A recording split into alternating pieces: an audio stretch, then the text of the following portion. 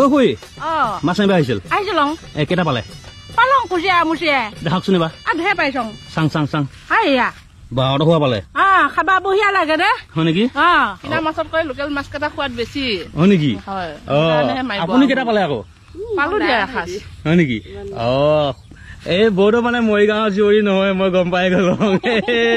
আপুনি মৰিগাঁৱৰ জীয়ৰী নগাঁও জীয়ৰী মৰিগাঁৱত আহি মৰিগাঁও ভাষা শিকিব মৰিগাঁও ভাষা শিকি গলং দে হয় নেকি লগত ভাত খালং হে যে হয় অ ঐ এইকেইটা মাছ কিন্তু খাব বঢ়িয়া লাগিব কুচিয়া কেইটা পালে এটা দুটা তিনিটা আজি কমাই পাইছে নেকি মাছ আজি কমাই পাইছো বৰষুণ নাই বৰষুণ পৰিলে ভালকে পোৱা জানো বৰষুণ পৰিলে খাওঁকে পাওঁ ঐ দোকানী কণী আছে না নাই এই মিছা কথা ক'ব নালাগে আছে কেইটা লাগে এইয়া প্ৰথমে কিয় নেদং বুলি কৈছিলি 4টা লাগে পইচা দে এই পইচা নাই কালিকে ল'বি বাকী নহব এই তোক মই বাকী কেইটা নিদিয়াকে ক'তো মৰিবা নাযাওঁ দে আগৰকেইটাই দিয়া দে বাকী নহব দিম দে মই ব্যৱসায় বেয়া চলি আছে এইকেইদিন পইচা কেইটা পালিয়ে তোক মই ঢাকিটা মাৰি দিম কি চিন্তা কৰিছ আগৰকেইটা লৈ আহ তাৰপিছত দিম আগনো কেইটকা আছে তোৰ ঠাইত মই বহুত আছে কেইটকা আছে বুলি ভাবিছো বহুত আছে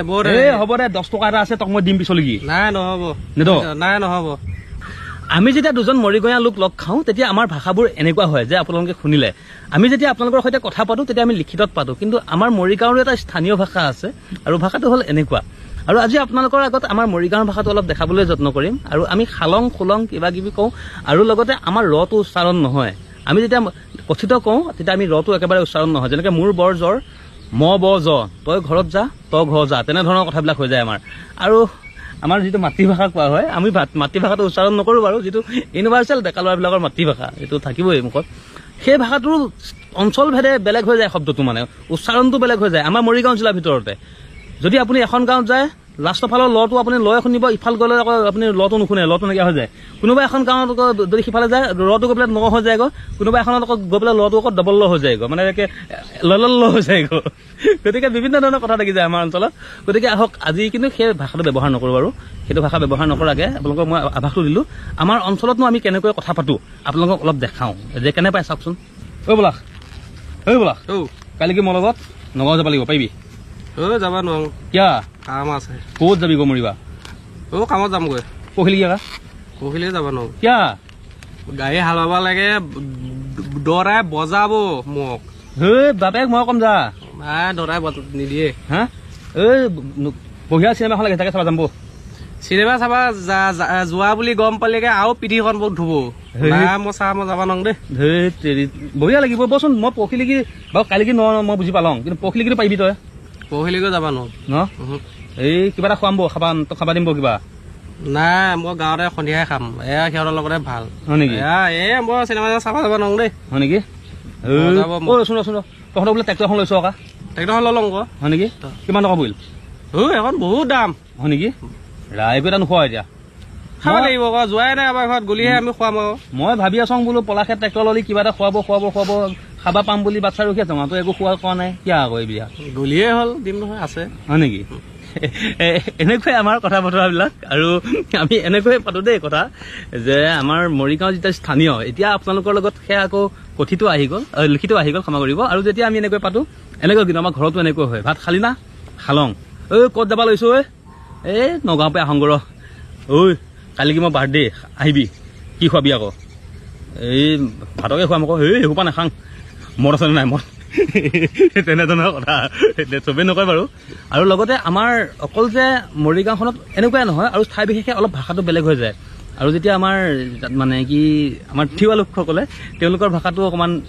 এক্সট্ৰা হৈ পৰে নহয় জানো তেওঁলোকৰ যিটো কথিত তেওঁলোকৰটো এক্সট্ৰা হৈ পৰে আকৌ বেলেগ এটা জনগোষ্ঠী হোৱাৰ লগতে আকৌ ঠাই বদলি হোৱাৰ লগতে তেনেকুৱা হয় যিহেতু আপোনালোকে জানে আমাৰ মৰিগাঁও জিলাত ৰটো উচ্চাৰণ নহয় গতিকে এজন ছাত্ৰই শিক্ষকক কৈছে যে তাৰ জ্বৰ উঠিছে কেনেকৈ কৈছে চাব দেই ছাৰ ওচৰত গৈছে চা ম ব জ মানে ছাৰ মোৰ বৰ জ্বৰ কিন্তু ৰটো উচ্চাৰণ কৰা নাই আৰু তেতিয়া টিচাৰে কি বুলি কৈছে কি জান নাই তই ঘৰত যা মানে তই ঘৰলৈ যা গতিকে আমাৰ শব্দবোৰ খুব চুটি চুটি আমি মৰিগাঁও নকওঁ মৰিগাঁও কওঁ আমাৰ অঞ্চলটোৰ নাম হ'ল চৰাইবাহী আৰু যেতিয়া আমি লিখোঁ চৰাইবাহী লিখোঁ আৰু যেতিয়া আমি কথিত কওঁ চৰাইবাহী তাৰপিছত আমাৰ গাঁওখনৰ নাম বৰভগীয়া যেতিয়া আমি গাঁওখনৰ নামটো আমি তাক ক'ম বেলেগক ক'ম কিয় গাঁওখনৰ নাম বৰভগীয়া ৰ নাই তাত বৰভগীয়া গতিকে আমাৰ ৰটো একেবাৰে কম উচ্চাৰণ হয় আৰু যেতিয়া আমি কথিতত থাকোঁ কিন্তু যেতিয়া আমি কোনো আনুষ্ঠানিকভাৱে কথা পাতোঁ বা নহ'লে আপোনালোকৰ সৈতে কথা পাতোঁ তেতিয়া আমি এখনীয়া থাকে এনেকুৱা ভাষা কওঁ কিন্তু আমাৰ যেতিয়া আমি আমাৰ মাজৰ মানুহখিনি লগ খাই যাওঁ কি হ'ব তো ভাল হয় কিয়া মদ খাব পৰা নাই মদ খোৱা মানে পইচা নাই মানে পইচাই নাই হয় নেকি তাৰপাছত এনেকুৱাতে আমাৰ ব্যৱহাৰ হ'ব ধৰি লওক আমাৰ যিটো ইউনিভাৰ্চেল শব্দটো